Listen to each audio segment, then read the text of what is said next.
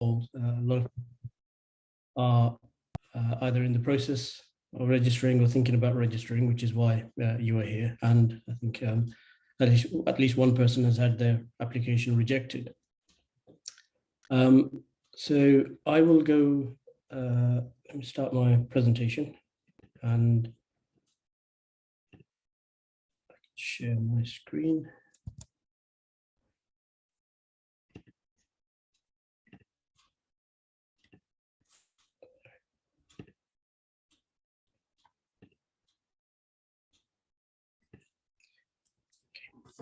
Hopefully everybody can see the screen. Aisha, can you see my screen? Yes, I can. Well, it's a blank screen at the moment. But Blank yes. screen at the moment. There we are. Yep. Yes. Okay. So registering a charity has a lot of benefits. Why you should register as a charity here in the UK, and it's a fairly simple process. It can take a bit of time, can be a bit arduous, but it's not rocket science. It's pretty straightforward. Just need to prepare for it and spend a bit of time on the actual registration process itself. The process has gotten a bit more complicated over the years. I remember when I first started registering charities, about 20 years ago, I registered my first charity. It took 2 weeks, very simple process. It was paper-based. And then we moved online, and even then it was a fairly straightforward process. Most charity registrations took between 2 weeks and 3 months if it was really complicated. But things have changed a bit since then. But let me just get into the presentation and we can see how we can help you get your registration through. And if there are any issues, maybe we can address them. So I'll walk through how to prepare for your registration, the sorts of things that you need to gather. The charity name and trustees, to the most important aspects of the registration process, and then the charity's purpose. This is perhaps the most complex part of the registration process. And then choosing a charity structure. There's different types of charities that you can register. And then I'll go through the registration process itself, and we'll take some questions and answers at the end. But do feel free to type in your questions into the chat box as we're going along. And Aisha might decide to interrupt the presentation to ask a question. I'm more than happy to do that. So a quick introduction to myself. So as you've heard, my name is Islam, and I've been working with charities for over 20 years. Charities of different sizes, from startups to those with incomes in the tens of millions of pounds. I've been a volunteer. I used to volunteer. I think I started when I was in school. I've been an employee of a charity, and I've been a trustee, and I am a trustee of a charity as well. More recently, until about almost 3 years ago now, I was working at a large multinational charity, but then I left to start up a consultancy with a couple of friends, and we essentially help charities register, help them come up with plans, strategies, fundraising, events, etc. So moving on to your charity registration, first and foremost, you need to prepare your material for the actual registration. And the sorts of things you need would be helpful to make a list of everything. So you can go through the website. The Charity Commission website is a treasure trove of information. There is a lot of information. Almost everything you can think of is actually on the website. You just need to find it. So go through the registration. There's a guide on how to register. You can download model documents such as the constitution or articles, and go through them and make a list of everything that you need.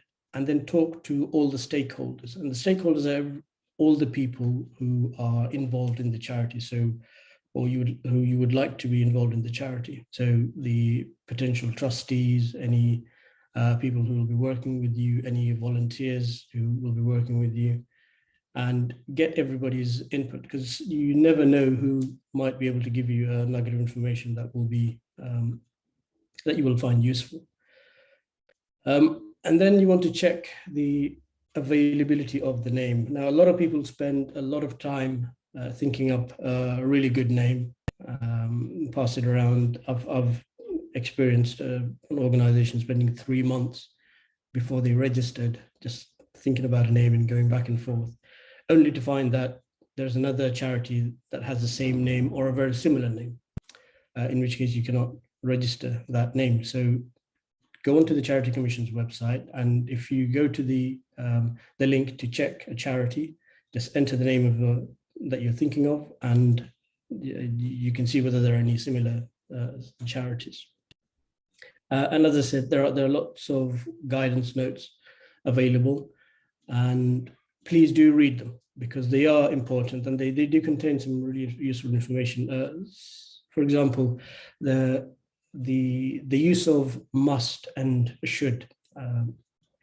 So in some parts of the registration process, it will say that you should do something, which is a recommendation. It's best practice. But in other cases, it'll say you must do this, which is a legal requirement. So for example, a charity must have a minimum of 3 trustees. It's a legal requirement. You can't have less than 3. So do read the guidance notes. I guess to take a step back, question to ask is whether or not you actually need to register as a charity, because an organization can be run in different ways. If you are collecting money to help in the community, if you're raising less than £5,000 a year, you don't need to register as a charity. But if you're doing other activities, there are other forms of registrations that you can take part in. So I'll come on to those in a moment. Another question to ask is whether, and the question that the Charity Commission asks is, when you do apply, they will say, are there any other charities that do what you want to do? In which case, why not join with them? And is a charity right for you? Running a charity can be quite time consuming. It can be quite complex because there's reporting, stipulations, accounting. Are you able to maintain all of that? So is it a right thing for you to do?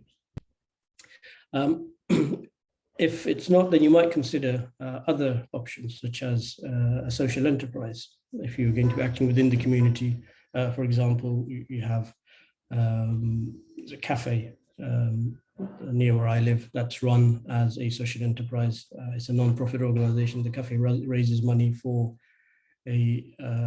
other registered charities, and it helps provide work for unemployed people, for young people, gives them the experience. Another option is a trust. Sometimes you might have one particular cause that you want to support, in which case a trust or a foundation might be a better option. Or setting up a company like the cafe that I mentioned, that could be set up as a company registered with Companies House, but it's a non-profit company. In this case, it's called a community interest company.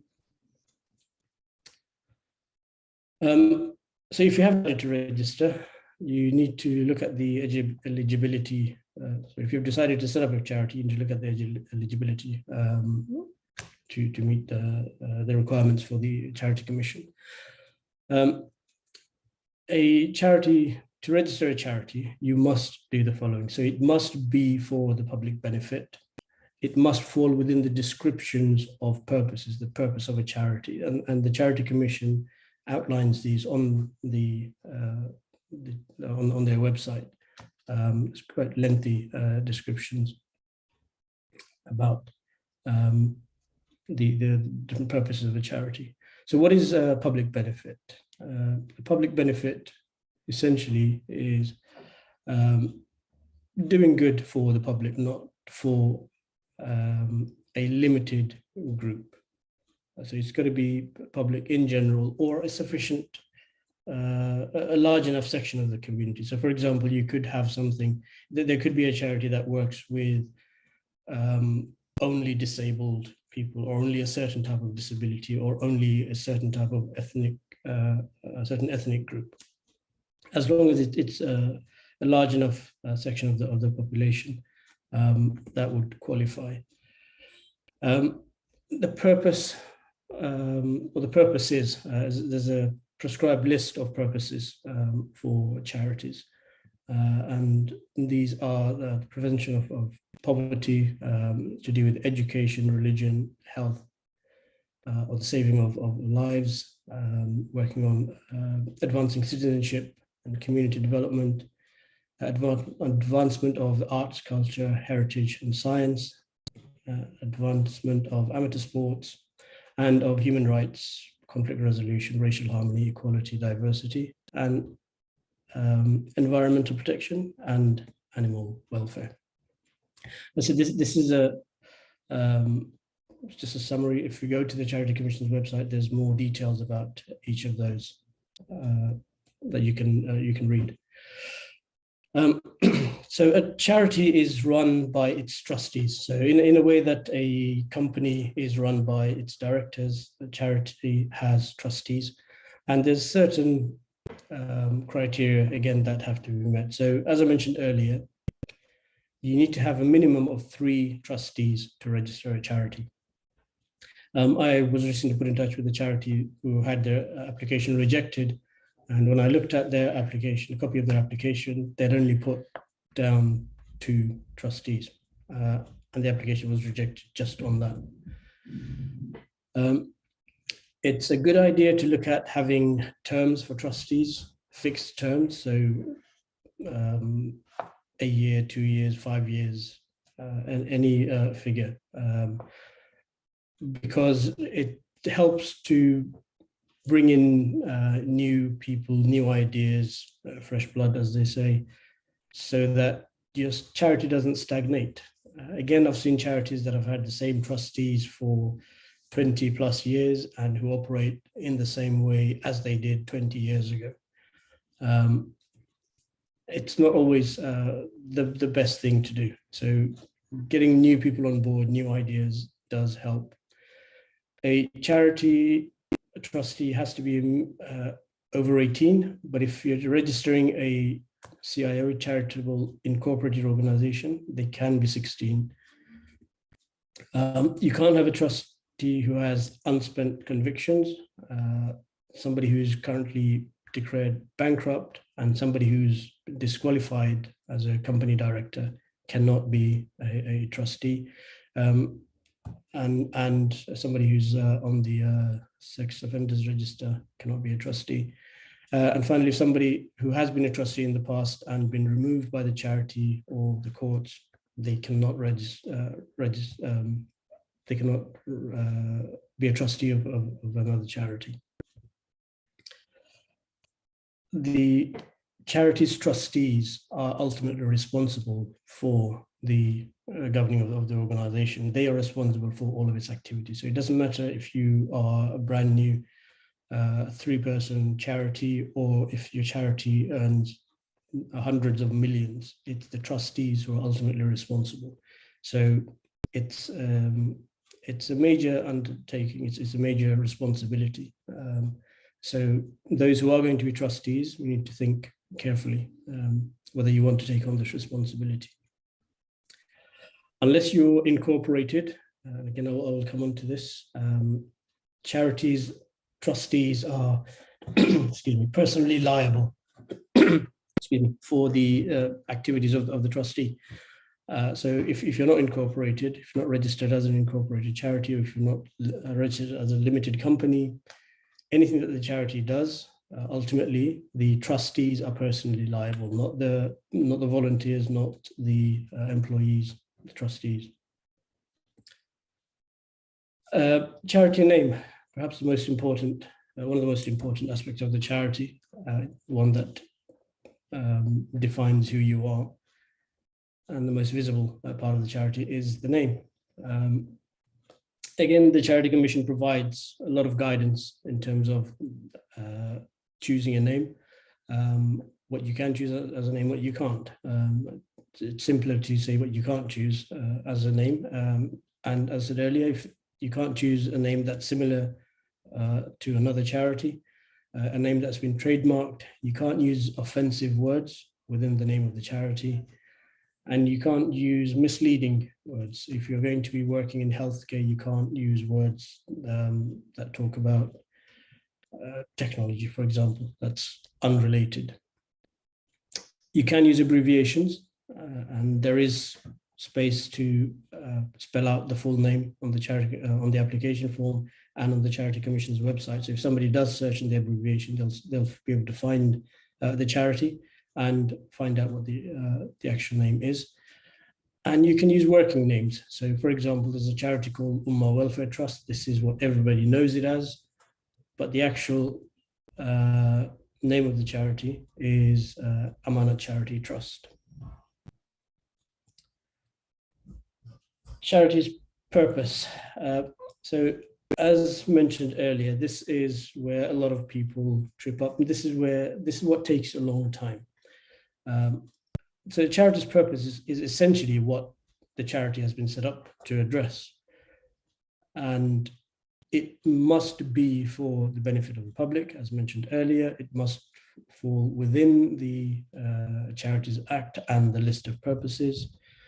And the purpose that you enter when you're registering needs to answer certain questions. So what is it that you're trying to achieve with the charity, where you want to achieve them, how you will achieve them, and who will benefit from this.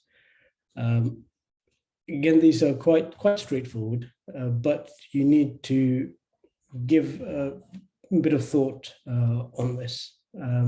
I'll give you a couple of examples.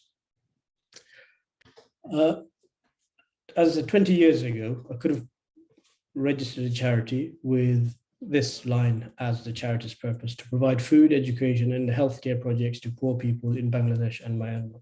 That would have been sufficient. Now, you need a bit more than that. So now you can use purposes that the Charity Commission actually has some model purposes for different types of charities. So for a health charity, for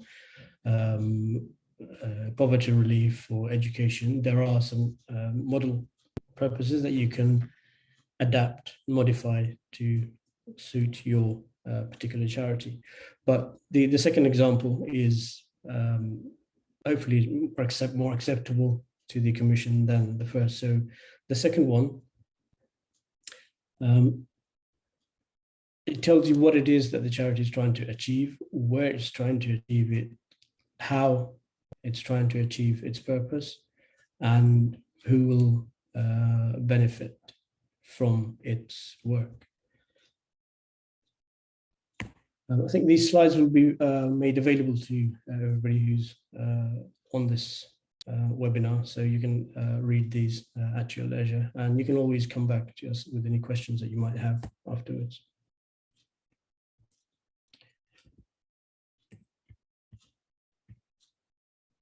A charity structure. There are four types of four structures that you can use to register a charity.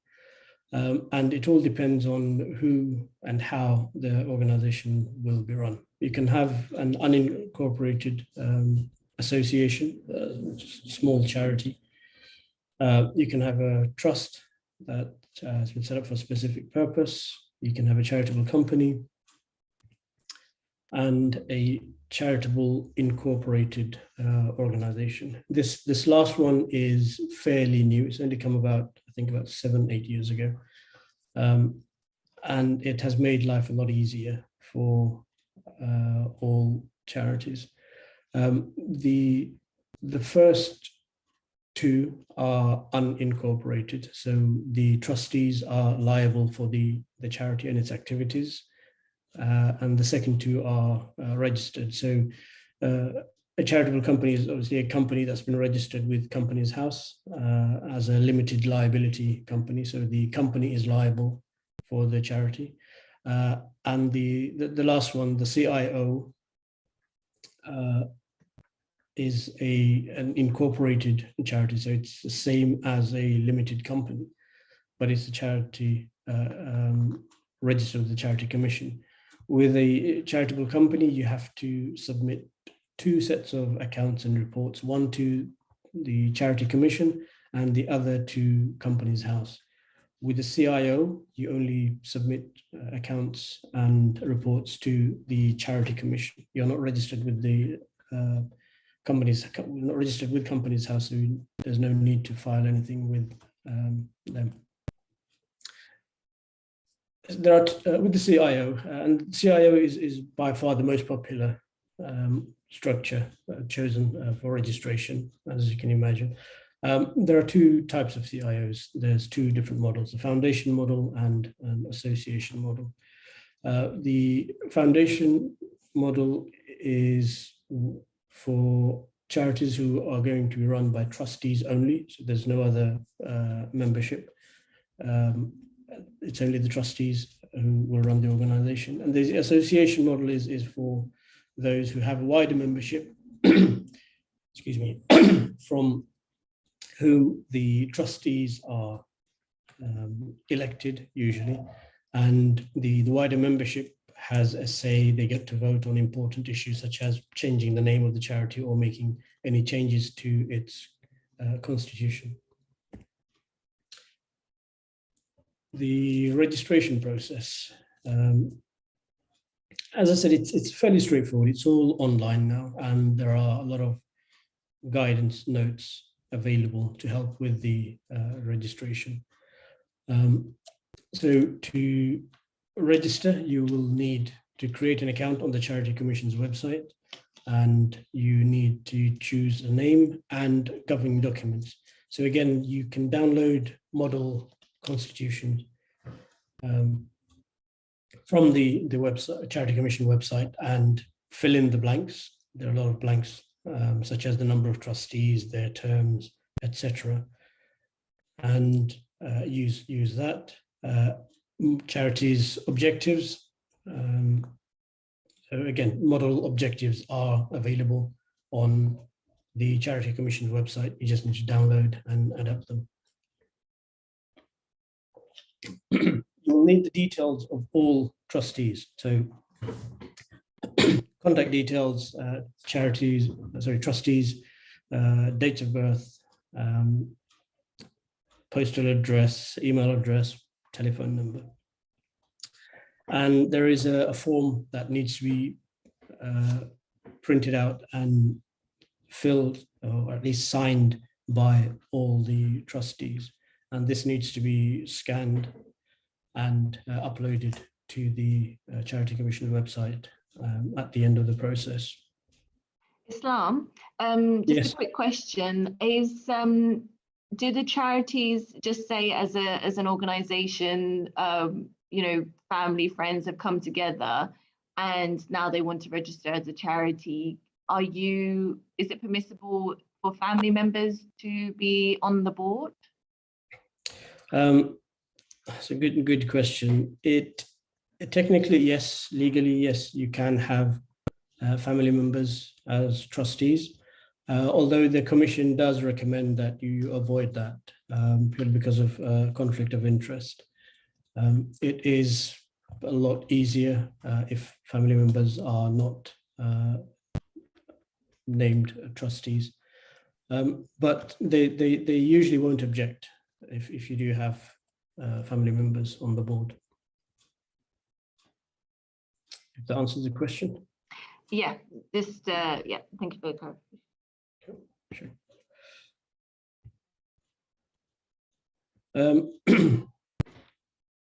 So one of the things that trips up a lot of people or gets a lot of applications rejected is that there isn't enough detail about what it is that the charity wants to do, who's involved, how, what, where, etc. So put in as much detail as possible within the application. So when you're describing what it is that you're wanting to do, use the model objects that the Commission provides, and add anything extra that you're going to do, anything more that you feel is relevant. You can't put in too much information, but if you don't put in enough information, they will reject the application. They won't come back to you and say there isn't enough information, can you fill it in a bit more? They'll just reject it straight away. I've had several of these referred to me recently. I said in one case, the application just had two trustees instead of three. And whereas in the past, the Commission might have said you need to add another trustee, in this instance, they've just rejected it straight away. So they have to go back and start the process again. So fill in as much information as possible. And read up and make sure you understand what public benefit means, because there are a lot of questions around this subject. How are you going to benefit the public? Who are you going to benefit? These are the two key things that the Commission look for. So for example, if you're going to be providing education services from a youth centre, they will want to know what exactly you're going to do. Sometimes it's helpful if you can include like a lesson plan or a course outline. You would want to put in who will be doing providing the service, what qualifications they have, and details of the the beneficiaries. Excuse me, the young people in this instance, who they are, why, where they come from in terms of their background, why they are there at your organization, how they're benefiting. You will also want to create or again adapt. There are model policies available from various organizations. Look at things like safeguarding. So if you're going to be working with vulnerable people, young people or the elderly in particular, you will want to have policies in place to protect those people. So look at the safeguarding policies of other organizations, similar organizations, if there are any, or governing bodies. So for example, if you're working with adults, look at age concern. I think they have some good information available, and make sure that you have these policies in place that you can provide to the Commission during the registration process. If you are going to be using speakers at events, make sure you have a third-party screening policy so that you have a standard set of questions that you can ask about a particular person that you're going to invite, and have those answers. Just in terms of due diligence, you want to make sure that you do everything that you can to make sure that the person you're inviting is suitable and is not going to say anything untoward. So for example, a lot of Muslim charities, they have issues with this, where they'll invite a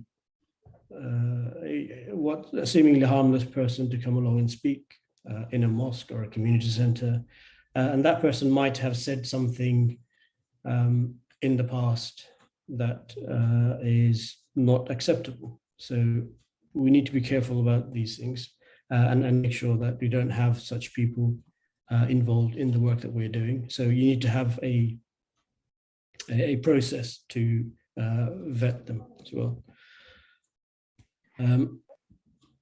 Mohammed, Islam, sorry. I have Mohammed Tawheed. I think if you want, did you want to unmute your mic and ask your question, or if you wanted to ask you? Yeah, just on this point, Brother Islam, with the safeguarding policy, Yes. At the end of the, I'm actually in the process of doing an application. At the end, I asked for additional documentation. Would you recommend to submit the safeguarding policy at that section there?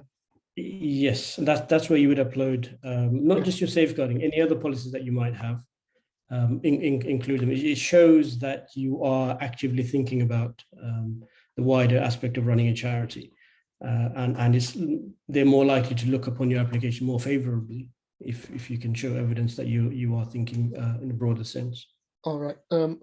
Sorry, just to follow on that, actually, we actually in the process of producing literally every policy that we should have. So there's Okay. about 20 at the moment. So would you say to upload all 20 or just, there's quite a lot, isn't it? Not all. No, only those that you feel are relevant.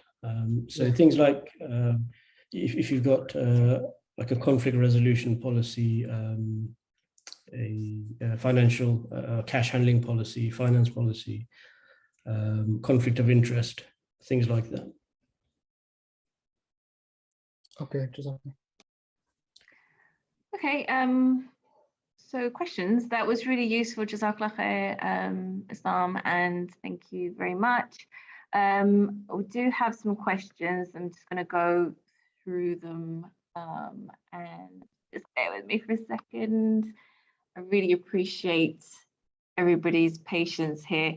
But let me. So the first question was, we have an existing charity and company and are looking to purchase a £2 million property. We were thinking to open a charity under a new, more generic name that is good for the whole community, Muslim and non-Muslim. The new charity would have a clean slate that would own the property. Is that a good way to go, or should we use the existing charity and company? If the purpose of the property is going to be more generic, if it's going to be open to more people, to different services, then yes, I think it would be better to register a new company, a new charity, and use that to register, purchase the property. Right. What if a charity has previously folded and is being restated by new trustee? What is the process for that? You would have to go through the registration process again, unless it was wound up fairly recently. Then you can write to the commission, see if they will reinstate it. But more than likely, they will ask you to register again. You can use the same name, but you need to start the process again. Okay. Can you explain more about trustee liability? In what cases would they be liable? So if you're an unincorporated charity and you, for example, you organize an event, say a fun fair, a community fair. If there's an accident, somebody gets injured, the trustees of the charity would be personally liable. So if somebody wanted to sue, they could sue individual trustees of that charity. That's an extreme case, but that's what I mean by personal liability. So you will be personally liable for all the finances. If the charity winds up and it owes money to people, the trustees will be personally liable for that. So the people that you owe the money to would come after individuals. Right, and we don't want that happening, of course. We have a charity and a company of the same name set up by trustees many years ago. Should we close one down and keep just one entity? That's it. Yes, you may notice that a lot of the larger charities have recently got new registration numbers. Not all, but I've seen quite a few have new registration numbers, and that's because they were unincorporated charities and had registered a limited liability company. Now that there is the option to register as a charitable incorporated organization, a CIO, a lot of these organizations have chosen to do that. So they've closed their previous charity and the company, and they've registered as a CIO. It just makes things a lot simpler because you only have one set of accounts and report to prepare and submit. What if you're about to set up a family trust or waqf, like when it comes to, I think that our question was asked during the time when we were talking about the trustees and families being on the board. I didn't get the question. So what if you're setting up family trust and or a waqf, is that I believe that's the question, isn't it, Ayub? That if it was okay for family members to be part of the board, is that correct, Ayub? If you wanted to join in, and just unmute yourself, yeah. Assalamu alaikum. Yeah, the question is, there's the situation. There's a lot of inheritance money, and part of the inheritance from grandparents was stipulated to be used for charitable purposes. So the question is, do we set a charity trust, and then, yeah, then the makeup of the board of trustees would be like cousins and uncles and aunties type thing to then execute the will. Yeah, what's the best way to go about that? Yeah, in that instance, a trust with the family members as the trustees is acceptable. It's just logical, isn't it? So I don't think the commission would have any problems with that. Okay. Just seeing like some hands up. Mohammed Saleh, would you like to join in? I don't know if there's some legacy hands as well. So. Assalamu alaikum. Thank you. Yeah. So currently, we have a charitable company limited by guarantee. We don't have north of £5,000 in the bank, but we're anticipating a large grant of the next. We have a large grant coming in, basically about 150,000 for the next 3 years. So we want to convert. We want to register the charitable company limited by guarantee, or convert it into a CIO, or register a new CIO and transfer the assets. Now, I understand that it's easy, as you said, when it comes to accounting for the CIO than it is the CLG. But do you think that the cost of transferring the assets is worth it for the marginal gains that can be made in terms of administration and submission of accounts? I think so, yes. I think the CIO makes life easier, and it's not just the admin. I think long term as well, in terms of how the charity operates.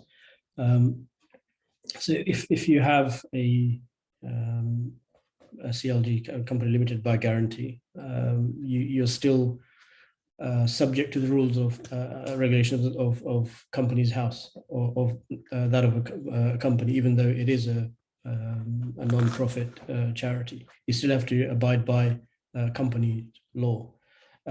As a charity, a CIO, yes, generally you do, but the laws are slightly different. They're more geared towards non-profits. So in the long term, I think it does make sense to convert or to register a new CIO. And the process is pretty much the same, whether you're converting or registering. And sorry, a follow-up question, if that's okay, really quickly. Is that okay? Yeah. Sorry to be cheeky. Is it a case to be made for public perception as well?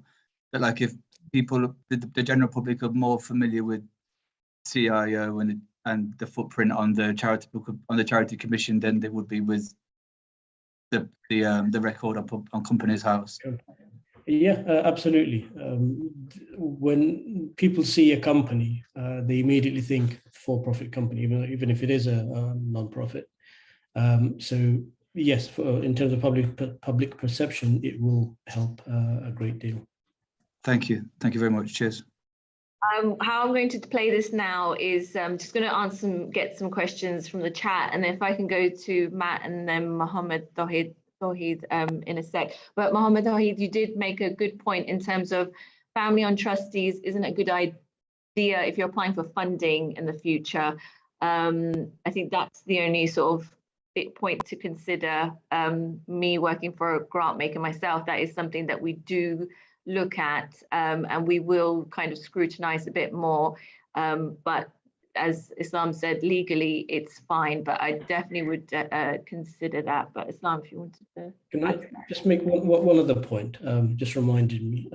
If you're registering as a CIO, you don't need to have the £5,000 in order to register. If it's an unincorporated charity, then you need to have a minimum of £5,000 or a promise of £5,000 once you register. But if you're registering a CIO, you don't need to have, there's no minimum income requirement. Right, excellent. Okay, so Matt, if you wanted to ask your question, sorry, that you one of the questions. Assalamu alaikum. How are you guys? Good to see you. Alaikum salam. Thanks for joining us. Thank you for putting this on. Oh, Matt. How you Sorry, doing? I just saw you. My question is with regards to, I've been advised that to get to the £5,000, rather than just putting it in out of my own bank account, which I'm tempted to do, is I can do a launch good, and on that launch good to raise money, I've already spoken to a ground partner that I will be working in the country of choice. They've given me prices. So is it frowned upon by the Charity Commission? I know it's not illegal, but is it frowned upon, or is it acceptable to do a launch good to raise the money to go out so then I can register with the Charity Commission and then deliver what needs to be delivered? No, it's not frowned upon. As long as you're getting the money in a legal way, then they don't really care where the money comes from, as long as it is. With regards to perception within the community as well, is that acceptable? Yeah, you can actually open a bank account before registering as a charity. As long as you've got the structure, as long as you've got the trustees, you've got the constitution, you can register a bank account in the name of the organization. Everything else is in place. It's just the 5K and the registration. That's the only thing. Register as a CIO, you don't need the 5K. If you register as a CIO, you don't need to show that you have 5K. Okay, but then I'm going to need more than 5K to do what I need to do. So that's the thing. Sure. But So in terms of, for the purpose of registration, if you register as a CIO, you don't need to show that you've got 5K. okay, and then I can upgrade as and when if I need to. Yeah. Thank you. You're welcome. Good to see you. You too. The next question is, can one person be a trustee in 2 or 3 charities? Yes, you can. There's no limit to how many charities you can be a trustee of. Excellent. Our charity is rejected because public benefit objectives, Do we need to change all the document? No, as long as you answer, if they've asked any questions, you need to answer them. If they've just rejected it because they said there isn't sufficient information, you need to provide sufficient information and start the registration process again. If you don't have 5,000, can you still register with Charity Commission? You can. You register as a charitable incorporated organization, a CIO. So that kind of answers your question, maybe Lizzie from Community First Yorkshire. Do you think setting up a trust is a good idea for an organisation that doesn't yet have £5,000 to register a charity? They want to continue funds to send to continue the work of an established NGO in Afghanistan. So I think that also answers your question, I believe. Mohammed Tawheed, is that, do you want to come in with your question? One is, as a CIO, do you need to have a bank account when you're applying, or can you submit it without a bank account? Because at the moment, I believe banks are taking roughly 6 to 8 weeks for an application minimum. You do need a bank account, yes. Okay. And some banks are better than others. Some are taking a lot longer. There's a charity that I'm helping who've been trying to open an account for the last 6 months. There are certain banks that you will almost certainly want to avoid, depending on the type of organization you are. So unfortunately, if you are a Muslim organization, avoid HSBC at the moment. I'm sure you will have heard about some of the stuff that's going on with HSBC, but most other banks, high street banks, should be okay. You could even look at some of the new online banks, only depending on how you get your funding. If you're not doing cash collections, then look at the app-based banks, they will, most of them will provide accounts, especially if you're a Muslim charity. I don't know if I can recommend any banks, but there are some new banks that are out available who will be able to help. All right. Yeah, my second question was, in terms of for yourself, do you do like review of applications before they're submitted? And if so, what's the contact details for that? Yes, so I think I shall probably send out an email with all the details. And I think I said at the beginning, one of the things that I'm doing now is helping charities register, because the reason why I started working for a charity is to help people, and unfortunately there aren't enough people out there helping others. So the more charities that are around who can provide assistance to people who need it, the better, as far as I'm concerned. So yes, I do help charities, and you will get my contact details. You can contact me, anybody on this webinar. Feel free to contact me if you need any assistance. Okay. So we'll send Actually, I think I should talk a bit more about that.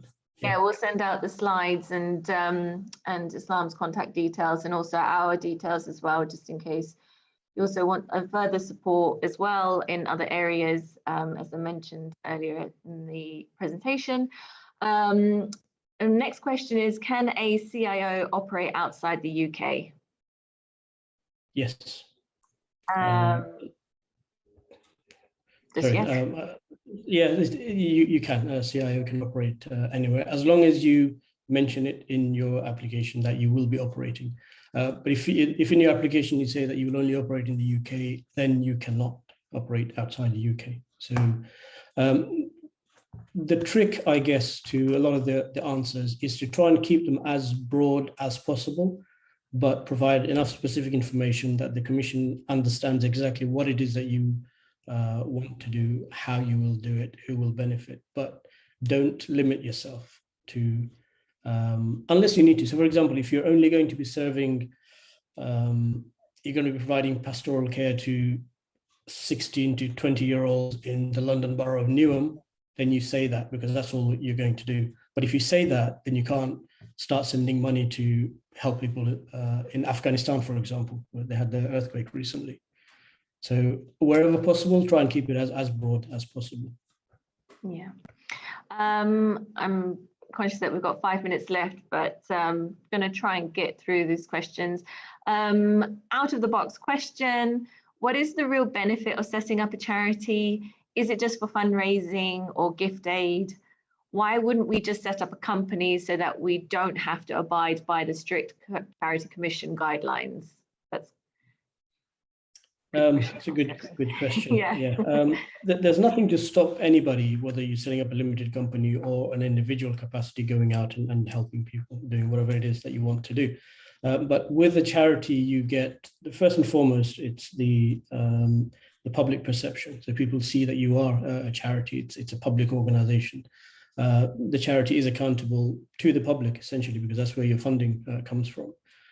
So it gives people the reassurance that you will be hopefully doing what you say that you will, because your accounts will be public. So that helps. And also there's other benefits. Some of the benefits you mentioned, such as gift aid, tax incentives. People who donate to charities can offset the donations against their personal tax or corporate tax. But yeah, so there are a lot of benefits to setting up a charity, and the rules and regulations aren't too onerous, as long as you are, as long as you keep good records and you do what it is that you say you will do, then it shouldn't really have a negative impact.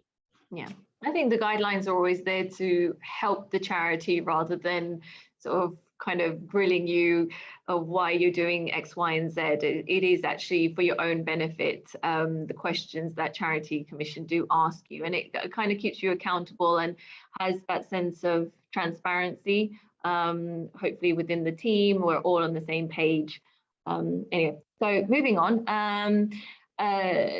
to purchase a 2 million property that would be benefit to the whole company, whole community, what format should we set up the charity? CIO or a trust?